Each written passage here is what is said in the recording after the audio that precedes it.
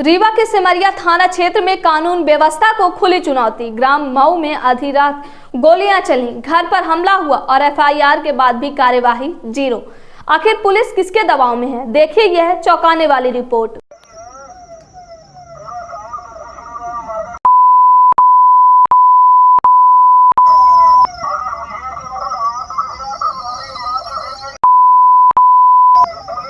ये तस्वीरें हैं सिमरिया के ग्राम मऊ की, जहां बदमाशों ने रात के अंधेरे में आतंक बरपा दिया।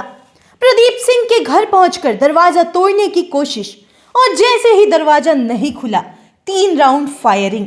हाँ, 3 राउंड गोलियां। फायरिंग के बाद आरोपियों ने डंडों और पत्थरों से कातिलाना हमला किया।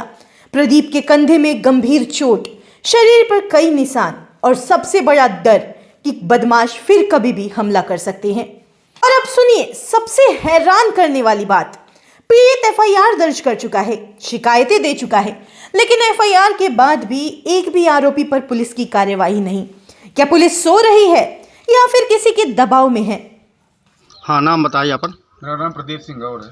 क्या घटना हुई है? घटना 7 तारीख को रात में तकरीबन 11:30 बजे हाँ। यहाँ आवाज़ आई भटभट की जी। मैं बाहर आया। हाँ। तो अंधेरा हुआ था, जी। लाइटें बंद कर दी गई थी। जी। जब मैं बाहर आया तो फायरिंग हो रही थी। जी।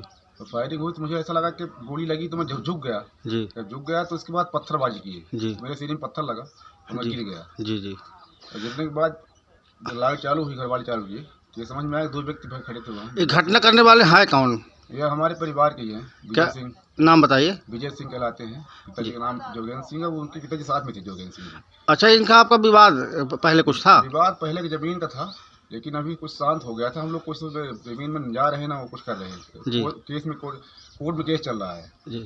तो इसलिए हम लोग जब तक केस नहीं जीत जाते तब तक वहाँ जा नहीं रहे हैं जी। और ये लोग जो है ना ज़बरदस्ती करके लड़ाई करते हैं। दारू पिएंगे, पूरे एरिया के लड़के जोड़ेंगे, दारू पी के 4 पहिया लेके आएंगे, सायरन बजाएंगे, गाली देंगे इसमें से। इसकी रिपोर्ट आप पुलिस थाने में तो की होगी? हमने रिपोर्ट कर दिया। हमने क्या कर रही पुलिस इसमें? कुछ नहीं कर रही पुलिस। एसपी ऑफिस में हम कल आवेदन दिए हैं। जी। जी। वहाँ वो आश्वासन बस दिया उन्होंने कि कुछ नहीं होगा आपको, हम लोग देखेंगे, पकड़ेंगे उसको, लेकिन अभी तक कुछ कार्रवाई हुई नहीं है। का लिखित में हाँ। पुलिस प्रशासन को सूचित किया गया है। हाँ। इसके बावजूद भी लगातार 7 तारीख से अनवरत जो है रैकी की जा रही है। लोगों द्वारा इसके बारे में भी सूचना मीडिया को भी दी गई है, पुलिस प्रशासन को दी गई है। सारे वीडियो उपलब्ध कराए गए हैं। ये किसके द्वारा ये सब किया जा रहा है? विजय सिंह और योगेंद्र सिंह के द्वारा। कहाँ के हैं ये? यही ग्राम मऊ के निवासी। अभी तक कोई कार्यवाही पुलिस की समझ में नहीं आई है, क्योंकि अपराधी प्रतिदिन लगातार रैकी कर रहे हैं, मारने का प्रयास कर रहे हैं। हमारे घर में जो लड़के बच्चे हैं दिन भर काम में लगे रहते, कोई डीजल लेने जाता, कोई सब्जी लेने जाता है, तो वारदात इनके साथ कहीं भी हो सकती है। आरोप है कि ये वही लोग हैं जो गांजा, कोरेक्स और अवैध शराब की खुलेआम बिक्री करते हैं और इलाके में दहशत फैलाते हैं, लेकिन पुलिस को जैसे कुछ दिखता ही नहीं।